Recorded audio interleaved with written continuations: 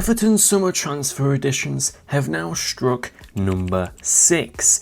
After securing the services of English midfielder Kiernan Dewsbury Hall, the Toffees took their intrigue over to another English midfielder. Someone who sits on the same throne as Declan Rice and Jude Bellingham as England's most expensive ever footballer.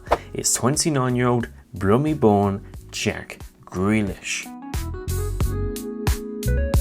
Now, Jack Grealish as a name amongst the nation is pretty well known, so I don't think you need any introduction into who he is. But as we all know, Grealish has suffered quite the fall off since his Aston Villa days. Despite the treble win just a couple of years ago, City, England fans, neutrals, Pep Guardiola have all been underwhelmed with his impact for the humongous transfer fee he was brought in for. Transitioning to Manchester City from Aston Villa poses its own obstacles, especially for an 100 million fee. The pressure, the standards, the expectations, the environment, the change, these psychological impacts have taken a huge toll on his regression, but also the tactical change. Grealish at Aston Villa played a very free role on the left hand side, where everything attacking wise went through him.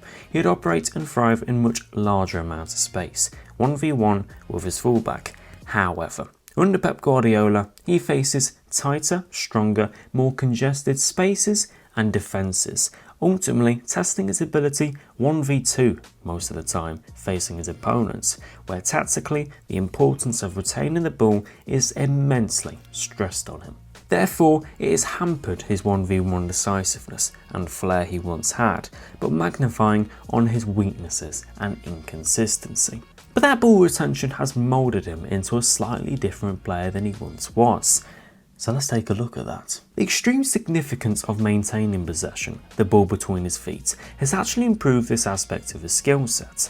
Although Jack Grealish doesn't share the same intense, speedy acceleration he once had with the ball, this forces him to be more intelligent and find different ways to impact the game. Grealish with the ball is an excellent ball carrier and shows a real coolness within his actions, particularly excelling now at quick passing combos with the more technically gifted teammates. The Englishman sits just below 6 foot and shows very decent upper body strength, enabling him to use his body to guard the ball and take care of it. He can easily shift himself to put his body in between the man and the ball, then using his composure, technical ability and quick feet to maintain possession.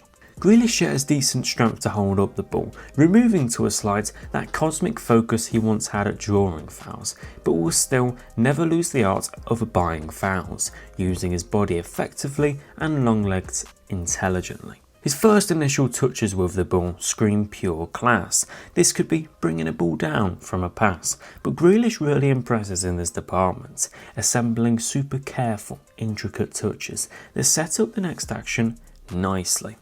As we all know, Grealish carries the ball with ease into open space incredibly well. It's his bread and butter, but creatively there's an added classiness to his game that appears quite effortless. He's great at threading a ball through to a runner with good timing, weight and precision, keeping the ball long enough and sometimes creating more space for his teammates unselfishly by keeping hold of the ball just that second longer. He coolly clips balls through into space, commonly with that effective underlapping run. Grealish also excels within finding a pass along the turf towards the other flank, quick passing combos such as 1-2s to enter the penalty box, then driving in a defence with a runner to pass to either side of him. But then also another layer to his creativity is his crossing. Creatively, he puts it on a plate for attackers on numerous occasions. He works finest with a man to 2v1 the defender with, but the 29-year-old hits a brilliant but casually placed low cross into the box, waiting for a striker to tap home. Sometimes it's harder for the attacker to actually miss rather than score with how good the ball is, whilst Grealish is also capable of putting it on the head of anyone in the box, most commonly at Manchester City, Erling Haaland. You give him movement, teammates to combine with, aim for, then chances will be formulated, with a sprinkle of class and skill when it's time to finish as well. Off the ball, Grealish by no means doesn't sabotage Moyes' disciplined, very successful out of possession structure. In fact, he's nice and focused off the ball, prepared to bust a gut to get back if he's out of position or looking to cover for an exposed spot. More than prepared to fulfill his off-the-ball duties for his manager. So that's Jack Grealish. That's the player he once was and the player he now is. How does this appeal to David Moyes and Everton? Now this is Everton's side with all the new signings, with in particular Jack Grealish. And as you can see, Everton have a little bit of depth to fall back on now. You've got plenty of players within the midfield now, although you still need a number 6. You've got plenty of players up front. You've got a few more players within the attacking spaces. But what you can see from this is that you probably still need another right winger, maybe even a backup centre back, maybe a right back, and then most certainly a defensive midfielder. But this is great to see, and it's brilliant to see that Everton are taking the transfer window quite seriously, because I think Everton have a lot of potential this season. They do. They finished off the season fantastically. But something that I predicted in the Malik Fofana video is that I predicted that Everton would have a really good start to the season. And I think that because a lot of these teams within the higher spaces have the Club World Cup, they have so much of a demanding fixture schedule that it's incredibly difficult for them to keep players fit, and they really are using the very depths of their squad. So I think workhorses like David Moyes have with Iliman Ndiaye, with Jared Brandthwaite, Tarkowski, O'Brien, the countless amounts of workhorses that Everton have, and I didn't even mention Garner Gay. I think that they're going to get fit for the season and they're going to massively capitalise on potentially other teams being more complacent. But then after that good start, he needs depth to fall back on. I think you've got a bit of depth here. Now, what does Jack Grealish bring to Everton? Why did David Moyes want him so much? Well, Jack Grealish brings so many things, but he brings some decisive final third quality that Everton really struggled at in open play last season. Everton often played very good football towards the end of the season, creating a lot of chances, but ultimately couldn't put them away because it was Jack Harrison in front of net, it was Beto in front of net, it was Jasper Lindstrom in front of net. They needed a bit more quality. Grealish brings that, but he also brings technical ability to combine with the likes of Ndiaye, to combine with the likes of Barry, McNeil, Dewsbury Hall, but also ball carrying and the option for left wing / attacking midfield. A good bit of depth. Now, we can't really compare Jack Grealish statistically to Everton wingers purely because there's not a huge sample size. He didn't play a lot last season. But if you have a look at Dwight McNeil, Jasper Lindstrom and Jack Harrison, the winger options outside of Iliman Ndiaye Everton had last season, then you can see there was a huge lack of quality in front of goal. Huge lack of creativity besides Dwight McNeil, who holds himself up here. A huge lack of directness, a huge lack of threat, to be honest with you. Some of these players, very hard working, but had nothing to offer to the final third. Well, Jack Grealish changes this. Now, although Jack Grealish is going to take a little while to get sharp, I do think there is a slight dilemma in what we're going to see here, is that a lot of people have had Kiernan Dewsbury Hall within this midfield position next to Garner Gay in the pivots, and you look at off the ball, this looks very fantastic, and on the ball again, in transition, it also does look pretty fantastic. But this isn't Kiernan Dewsbury Hall's position.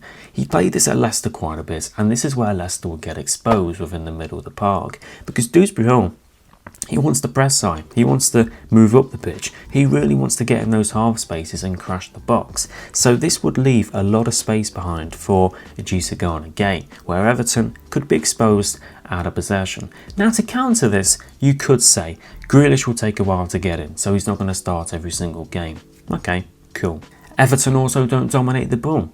That's true, but they're still going to find themselves within these positions where Garner Gay is going to be very isolated defensively. But if we have a look at Everton off the ball, does Grealish jeopardise this? No, he doesn't. And we add an opposition into the framework. This works very well. Now, David Moyes out of possession The structure is brilliant. It was fantastic, probably at its best against Liverpool at home last season. But once the ball flows out wide, that's when the press is triggered. That's when they look for those inside passes, and that's where they do a great job of anticipating the play, intercepting the play, and when the defence comes into the framework as well, they're brilliant at heading it clear. That wide press trigger is going to continue to force the opposition back and ultimately allow Everton to trigger that press so much more intensely with the likes of Thierry Barry, Jack Grealish, Kiernan Dewsbury Hall, and a whole lot more. So if we have a look at when they actually get the ball back now, this is when Everton are in the turnover, and this is incredibly exciting. You can see 5 players that I've highlighted here. You've got Mykolenko, the left back, Grealish, Dewsbury Hall, Untied, and Thierry Barry. Now, a lot of these players like attacking down the left-hand side of the pitch. Now, this is good and bad. It means that you are essentially going to isolate the right with Dwight McNeil, which, again, good and bad, because good, you could have the opposition completely tip over to one side of the pitch to create more space for Dwight McNeil or even Barry looking for in and around here. But then also, you may become dependent on the left-hand side, which isn't good. Everton slightly lack quality on this right hand side. McNeil, a little bit isolated, and then O'Brien isn't a very attacking fullback. He's more of a centre back. But there is so much to like here in transition. You have Jack Grealish's immense ball carrying technical ability to pass the ball into space with the perfect weight. Mykolenko and his energy, and also the backup left back as well, bombing up the pitch, providing him with an overlap which he hasn't had at Manchester City. Kiernan Dewsbury Hall, who is immensely hard-working, he can accelerate really well, and when he picks up the ball in half space, he can drive it forward with his ball carrying very well. So he will want to get within these spaces in transition. You also have hernandez. Everton fans know all about him. The technical ability, Grealish is going to have somebody to combine with, and Ndiaye is going to be having someone who he can combine with good technical stature. And then Thierry Barry is a relentless runner. He's not going to stop running. He's going to be providing Jack Grealish with the runs, and Grealish is going to find him.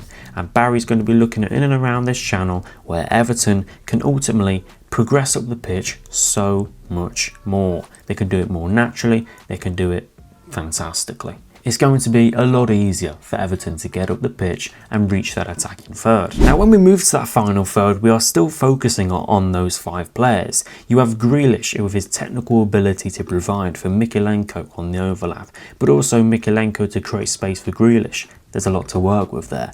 You have Kiernan Dewsbury Hall, who loves to make underlapping runs within these spaces.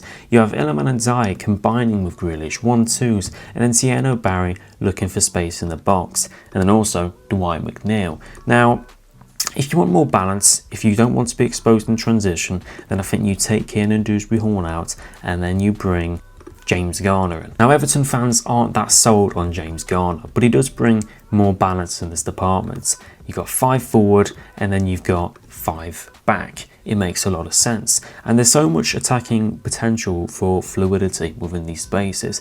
But I think what Everton fans want most is just a bit of clinical edge, somebody to put the chances away. This is going to be the difference between winning games and losing games. There was plenty of times last season where Everton could have just simply run away with the game, but they didn't, despite the chances that they would create. So I expected in the first few weeks of the season for Dewsbury Hall to be in these positions and Jack Grealish purely looking to get fit, but when Grealish is fit, there is good depth here. If you can't fit all of these players on the same pitch, then okay, cool, it's not the end of the world. Everton are going to have a lot of games next season, so Moyes has a little bit of depth to fall on, and with that depth he can set up tactically, depending on the opposition, with a little bit more of a choice, a little bit more luxury within his squad options. So concerns to take away from this video is that Kiernan Dewsbury Hall within a pivot is incredibly wasted, and when he goes forward in a pivot, it's going to leave Garner pretty exposed. But what to take away from this video is that Everton have depth to fall back on. Grealish is probably going to get injured within the season, and so are other players. Everton have a foundation to build on for a potential top 10, top 8, who knows, finish. That defensive solidity is going to be met in the opposing department with attacking quality. For the first time in a long time for Everton. Thank you guys for watching today's video. If you did enjoy, make sure to smash a like and subscribe to the channel. What do you think of the signing of Jack Grealish? Is it really a good one? Are Everton wasting wages, or does this push Everton a few places higher? Thank you for watching, and I'll see you guys in the next one.